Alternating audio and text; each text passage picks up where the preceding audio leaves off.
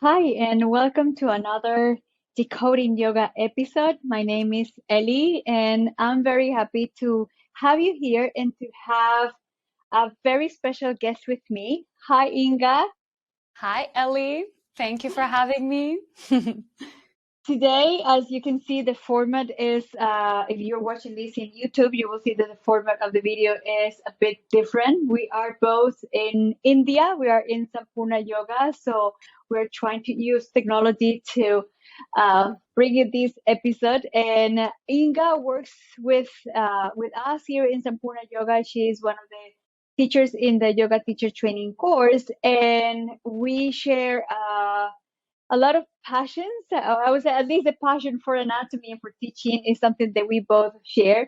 And we were having lunch the other day and we started talking about the podcast and what is the purpose of this podcast, which is kind of decoding misconceptions and doubts and things that people repeat and things that people hear. And when they become yoga teachers, they go out there and keep repeating.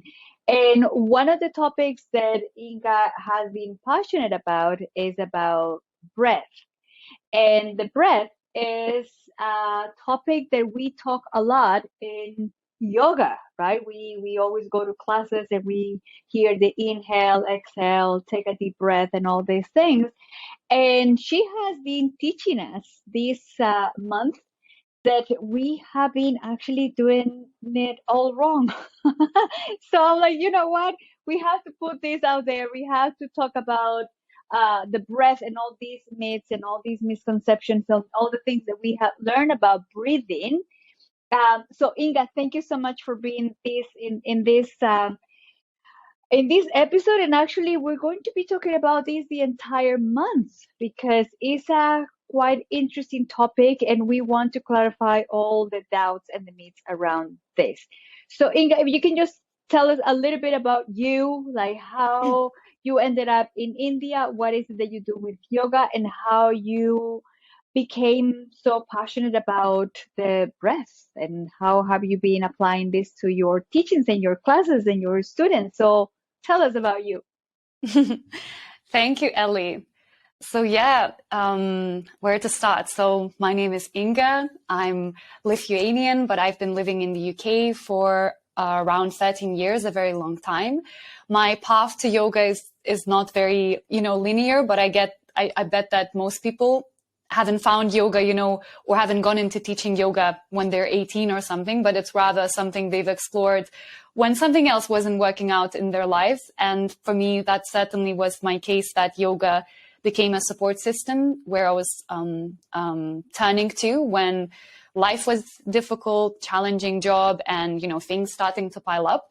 So I've started finding yoga as a way of regulating myself, helping myself. So that really drove, I guess, that passion, or that just that want to help myself through these tools that are available out there. And so my experience of seeing how yoga has helped me with my mental health, with stress, with just finding that safe space to be with myself or learn how to be with myself has really inspired my passion, I guess, to go into deeper and come for a training myself here in Sampurna some years ago now. And that's kind of what got me into teaching yoga, just really from that idea, how much it's helped me, how much things have been difficult for me in my life with mental health, and how much yoga has played a big role to help me with that, and how I don't want anyone else to suffer as much or feel alone. Mm-hmm. And if I can help, one person sharing from my experience, from what I learned, then that's really what's driving my teaching. And so it's all kind of related, right? As you said, that in yoga, we already emphasize our breathing so much. And we know that that's the anchor for our practice. This is what brings us into the present moment, connects that body and mind. But it's fascinating what I've discovered just stumbling upon this way of looking at breathing from a science perspective that I think is maybe missed or not explored enough in the yoga context, or maybe we've lost a little bit in the modern way of practicing yoga. And so what I've discovered or what I've learned and delved into really blew my mind away when it comes to breathing and kind of what we know about breathing and the contradictions that we find actually from science. So just to jump into this, what I'm talking about is that, so yes, on one hand in yoga, we emphasize and really focus on our breathing, but we're missing a big piece of how we are breathing and the understanding of what happens in our body when we are breathing. And I think a lot of the times in yoga, we go around with this assumption, not even in yoga, but in life in general, that the way we breathe is healthy and functional, that kind of our body knows how to breathe. And yes, our body knows how to breathe, but our body is always making adaptations. And sadly, the way we've started to live, which is not that healthy, right? Our day-to-day life, not moving enough, being continuously, chronically stressed, all of these factors obviously affect our body, affect our health, affect our mind, and our breathing gets affected by it too. And maybe where I want to start with is just to drive that that point that our breathing is so fundamental and the most important physiological function that happens in the body. I'm sure everyone listening would kind of agree, but still, I think just to emphasize it, when you think about the things that sustain our life, we need quite a few things, right? We need food, we need water, we need sleep, we need shelter. So we have a lot of basic needs, but we could go for days and weeks without some of these things. You know, we could survive a few weeks without food, a few days without water, maybe up to a week without sleep. We wouldn't be thriving, but we would survive. And when it comes to our breathing, we could probably survive for a few minutes at tops, right? And so breathing is the absolutely most fundamental, most vital physiological function. It literally sustains our life. It's our prana, it's our life, it's our energy. And when you think about how many times a day you're breathing, and that number is going to vary massively, but still it's a huge number. So on average, maybe a healthy person is going to breathe around 20,000 times of breaths a day. And so knowing how important our breathing is, that's literally keeping us alive, and then how many times a day we are breathing, if you think about if your breathing is just slightly off to one side or the other, that we're breathing too fast or too little, if we're off that balance, multiplied by those 20,000 times in a day, the impact is going to be huge. And that's in one day, right?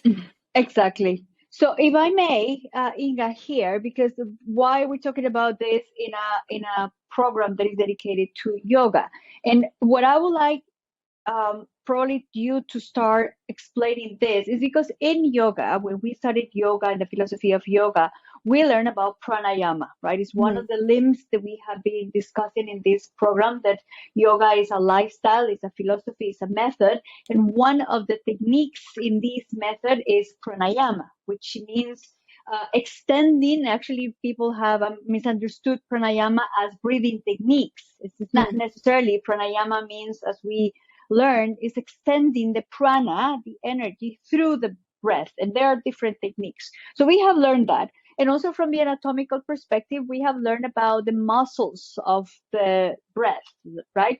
But today, I would like you to explain the science, at least the science that we were discussing the other day, of the role of the different gases that we produce when we breathe, and this idea that only one of those gases is needed, which is oxygen. And that comes with the idea that more is better, right? The more we inhale, the bigger the inhalation. And when in yoga asana practice, it's quite common to hear, take a deep breath in, right? So we kind of only pay attention to that part of the equation. But you have a very interesting you have all the research that you have done and all the practices that you have done, that you have discovered the importance of another gas. So I would like to combine the things that we have learned when it comes to pranayama techniques, that I feel there is some connection there, because if you notice, a lot of pranayama techniques not only pay attention to the inhalation, but also to the other part, and leave the anatomy aside and talk about that chemical reaction of gases and why, because that will make sense of what are we going to talk on in upcoming episodes and upcoming weeks. So can we go to that, because now we are clear that breathing is important, but what is it that we're doing wrong? Why Yes. take a deep breath in is only half of the equation? Yes, exactly. So we know that breathing is important, but the way we miss its importance, or what we're kind of not understanding, I guess, in yoga, is that exactly that. We imagine that because of how important that breath is, that the bigger we make it, the heavier we make it, the louder we make it, the more we feel it in the body, the better it's going to be. Because exactly that, what you were mentioning, we imagine that, or what we've grown up hearing and learning, is that oxygen is good. You need oxygen to survive, and carbon dioxide is a waste gas. So you need oxygen, and then you get rid of what you don't need, which is the carbon dioxide. But sadly, this is not how it works when it comes to our breathing physiology and that chemical gas exchange. And when it comes to breathing, healthy functional breathing, the oxygen and carbon dioxide, they work hand in hand. They are both equally important. And it's just beautiful to understand that nothing is random in our body. Everything needs to be balanced. So it's not the villain that's carbon dioxide and the hero is the oxygen. So exactly that this gas exchange is so important for us, that breathing big, if anything, we often think that by breathing a bigger breath in, I'm going to take more oxygen, that my body is going to be able to use more oxygen, and that will be amazing, gives it more energy, feeds my cells and everything. Actually, when it comes to breathing, it's almost similar as eating. Like, there is a right amount of food we need, and there is a right amount of oxygen that we need. And if we mess with that balance, the impact is going to be big again, and we're going to mess with that precious exchange that's so important for our body. So what we're going to explore in the next episodes in much more detail, but just to give a preview of that, is that so having enough oxygen in our body is one thing, but to be fair, at any given moment, our body is almost full of oxygen. Our blood is saturated, or close to 100% of our red blood cells are carrying oxygen already. So having a lot of oxygen is one thing, but what's more important is that oxygen that's already in your body being efficiently released to feed your cells, your muscles, your tissues, your organs, your brain. And what holds the key to release those oxygen molecules efficiently to do that job is there being enough carbon dioxide in our blood. And so when we overbreathe, when we breathe big, when we encourage those deep breaths, in fact, we might be doing a disservice for our students and the people that actually less oxygen is reaching your body to do its job. It's there in your body, but it's not doing its job. So that's blowing my mind. When I found out this, it contradicted a lot of what I believed. It's like hard to wrap your head around it. But then when you start reading about it and feeling it in your own body, it's a game changer. To be honest, that was the fact that pushed me to invite you to to do these programs, because, as you said, thinking that what we need is to intake the oxygen, but missing the other part. What do we do when we already have that oxygen in our body? How we make that effective? And this is what we're going to be talking next week. Now, we already know that it's important to breathe, that we need oxygen, but that is only half of the equation. So it's not always take a deep breath in. We also need to think about what do we do when we take the breath out. So thank you so much, Inga, for giving us this very important introduction to this topic. Next week, we will continue talking about this, what happens in our body when we already have enough oxygen, how to utilize it in a productive, effective way. Thank you so much. And I will meet you back here with the second part of this important topic of breath. Amazing. Thank you, Eli. Bye, everybody. See you next time. Hi, and thank you so much for watching this video. After so many years of teaching in yoga teacher training courses, I realized that a lot of people don't understand exactly what yoga is, or they have a lot of misconceptions and doubts. And that's why I created the podcast Decoding Yoga. Every week, I share a new episode with you where I talk about cues, about postures, about yoga as a lifestyle, about these myths, these doubts, these ideas that we have been repeating in yoga classes, and we don't even know what they mean. We don't understand what those cues mean, and we keep repeating them. So we have repeated so many times that we believe they're true. So I hope you can join me in the next episode. You can watch the video here, or you can look for the show in any of the audio platforms available. And if you have a question, a doubt, you have heard a myth about yoga and you want some clarification, let me know below this video and I will be happy to create a program to reply to you. Thank you.